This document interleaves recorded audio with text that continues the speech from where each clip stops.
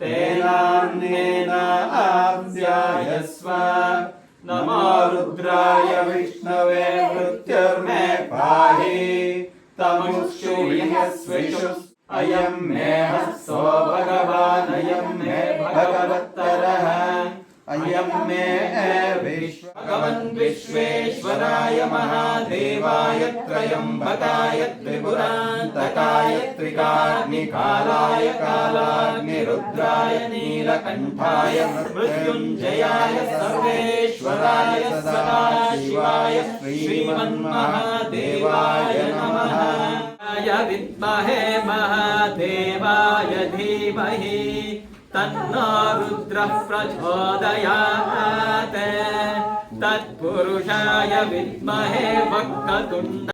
ॐ श्री साई सत्यगुणात्मने नमः। ॐ श्री साई साधुवर्धनाय नमः। ॐ श्री साई साधुजनपो